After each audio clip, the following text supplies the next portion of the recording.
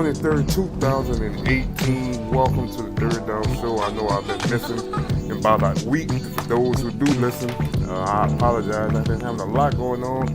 Recently just got back in school, man. Trying to get myself together to keep pursuing my dream in coaching. So I've really been working hard trying to get my life together. So excuse me, but no excuses. Gotta get back on the grind. We will start having our 3 days a week show. When football season starts, we'll probably come to you next Friday to kick off going into the weekend with LSU and Miami, getting prepared for that a little bit. But today we're going to cover our divisions, 8 divisions in 8 weeks. Actually, this will be week number 9, but we will finish today with the NFC South. Talk a little bit about last week with the Saints versus the Arizona Cardinals last week. The end result, the Saints did lose 20-15. And also we're going to talk about what's going to happen Saturday when they take on the Los Angeles Chargers, which I believe is probably going to be a dress rehearsal for the Saints and company. We also today going to talk a little bit about, I want to touch on Alabama football today with the 2 quarterback situation, how much to be honest with you, I'm pulling for Jalen Hurts, and we'll talk about the LSU transfers situation on last week. But on the jump, we're going to jump to the Ohio State University when on yesterday, Urban Meyer, let me get a little dean. Urban Meyer yesterday, he wound up getting a 3-game suspension, and he would be suspended for Oregon State, Rutgers, and I want to say who's the last one? TCU. And he'll be back in time for Tulane. Now we're gonna start on that jump right there. It's good to be alive on this beautiful morning. Wow, God is truly good. I don't know how good he's been to y'all, but he's really been good to me, man. I'm just so blessed to be back. Shout out to all my people who do listen to this podcast, man. We still shooting to bring good things. I know we in the down half of the year now. Now, to be honest with you, I'm looking ahead to 2019, and we trying to start getting prepared for 2019. I want to see this bad boy grow. I need your help. So let's just start getting that in our heads a little bit, and want to see this bad boy expand and take my parts and others. But we definitely, this is a goal to make this grow. I think I got a lot of good content, in my personal opinion. I'm still looking for somebody to come help me out, but you got to have the same work ethic I got about it. So, but let's move on to that. Ohio State. Let's get back to what I was just talking about earlier. You know, Urban Meyer was suspended for 3 games. He'll be back in time for Tulane, and from Tulane, he'll be in the Big Ten division to close out the season. What's my personal opinion about it? Urban Meyer was, I mean, he did it again. I mean, he finds his way to get out of trouble. I mean, this is just a slap on the wrist. I think Urban Meyer, I think more just because what he has done with this program, when this program was sanctioned, he went 50. I think he went 10-1 that year, and when they could have made the BCS national championship game, but they was under suspension. Then he wound up winning. He won the first college football title at Ohio State. Been a contender for the last, ever since the college football championship started. They are a major contender to win the championship every year. I'm just like, you know, you look at his track records of players of a factory that they making over there in the NFL with, you know, Marshawn Lattimore, Michael Thomas, Joey Bosa, Ezekiel Elliott, Denzel Ward, who's now with the Cleveland Browns. I mean, I could keep going on and on and on and on and on. I mean, you got Cardell Jones out there, and I think with Los Angeles, I believe. I mean, there's so many NFL talented guys that's on NFL rosters making big impact. Von Bell is another one for the Saints. Seems like the Saints have all the Ohio State guys in the league, but in my personal opinion, I think that he really got off, and I think that is it cool that he got off? No, it's not. Definitely not cool that Urban Meyer got off with this. I think he got off just because what he has done, and I think the school don't want that to lose the progress of the football team, because football team make a lot of money for your university. I definitely do believe that, and that's a definite fact. It brings a lot of money to the university every single year. You know, for the athletic program, if you have a great football team, that's going to help out the rest of the athletic program as well. So I definitely think they didn't want to get rid of him. But I do think at the end of the season there should be a big. I think they should let them finish this year. But I think at the end of the year, I think they should have a meeting with Urban and really talk to Urban, regardless on however Ohio State finished their year this season.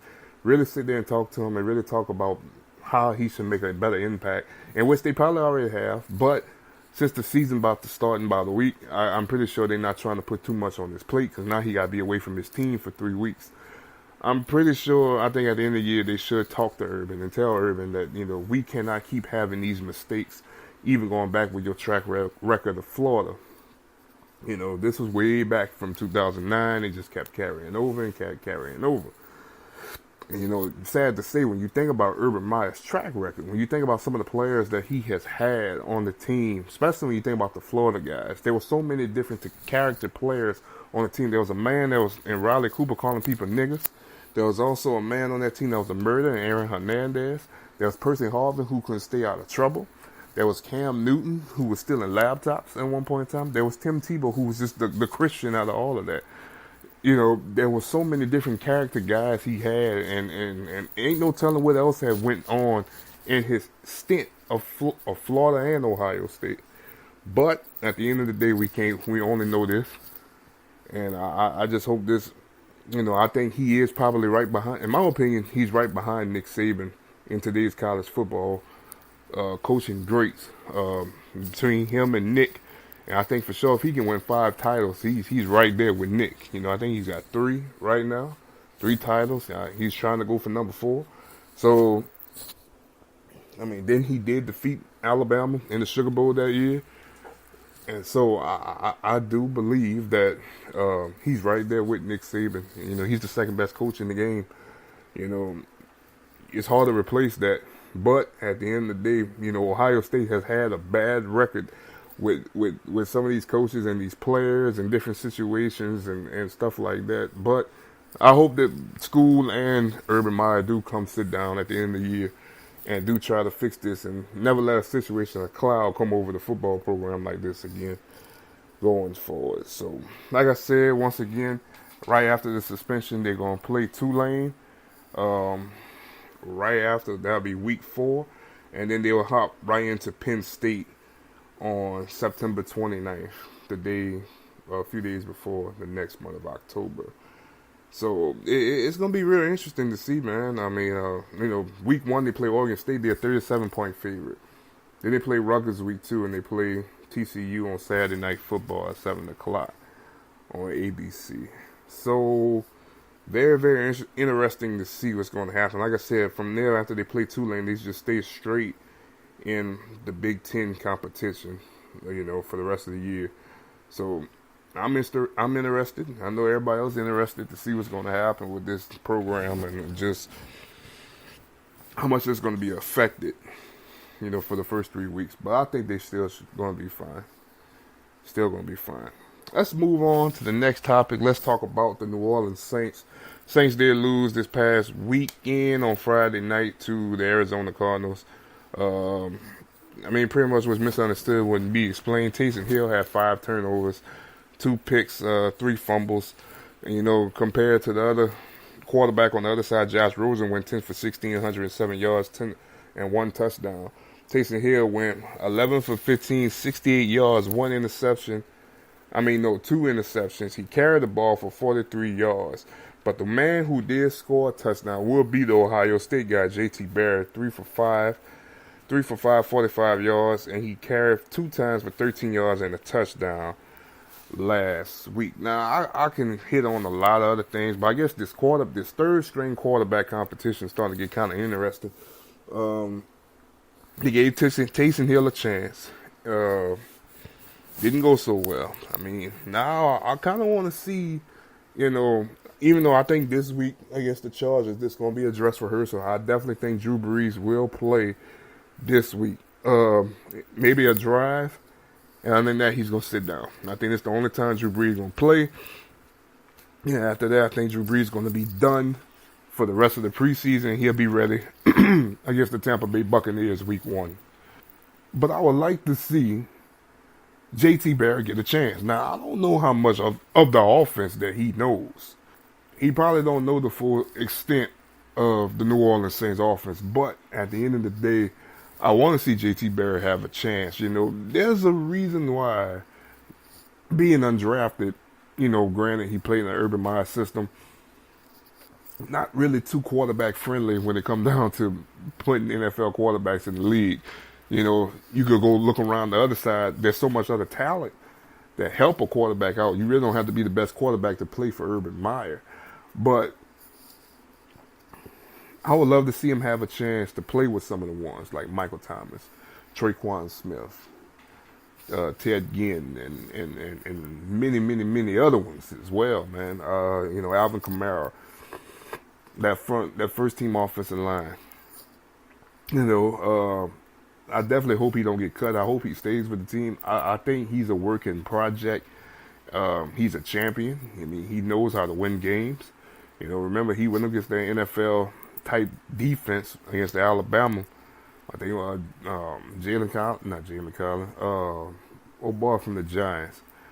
His mama got on TV. I know his last name Collins. Landon Collins went up against that type of defense that year. So I know he has that competitive spirit, but at the end of the day, this is the NFL. That game was too fast for Taysom Hill with the ones. Could be the same thing with JT Barrett. I would love to see him have a shot, but I definitely don't think he's going to get that much. He might get more time in the second half this week. I think they still going to try to work Taysom Hill again. But I think he has a long way to go. But I want to see how much JT Barrett can progress to see if he can make this roster. That's what I want to see. Defensively, I really hope the defense can come out and stop somebody. They didn't look too good. David Johnson carried a few of the ones in the end zone last week. So, Arizona really won this game big, if they would have played the full game.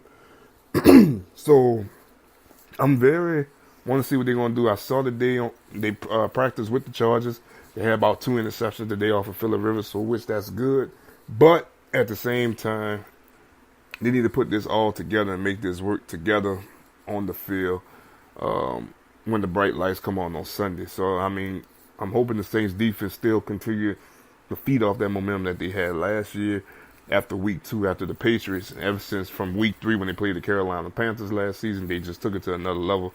So I really hope they feed off that same energy this year. Going into week 1 with the Tampa Bay Buccaneers and everything like that. So now let's get on to the NFC South. Falcons, Panthers, Saints, Bucks. And let's talk about, I'm going to go ahead and start with the Atlanta Falcons. Now, I've told you I've been waiting to do the NFC South for a long time now. Ever since I started way back with the AFC, I told you I was finished with all divisions, the NFC South. And let's talk about the Carolina Panthers, the Atlanta Falcons. The Falcons, their first round draft pick this year was Calvin Ridley. I think he's going to definitely bring more excitement to their offense. My biggest thing I want to see about the Atlanta Falcons is going to be week 1. When they go on Thursday Night Football, go back to Philadelphia where their season ended last January, and see if they can redeem themselves and punch Philly in the mouth on championship night. Now, I think if I'm the Atlanta Falcons, I'm definitely taking that game a little personal because they did what we should have did the year before. We should have took down the mighty, mighty dragon of Tom Brady, and we should have went on ahead and won our first Super Bowl. But then, look, another bird, as in an eagle, came and did it. And they did it by staying consistent to what they know. They didn't get ahead of themselves. And even when Tom had a chance to win the game on the game-winning drive, they still couldn't do enough. So, I kind of take that game personal to heart because the Eagles kind of did something that the Falcons should have done. That, these are the last 2 NFC teams that represent the NFC.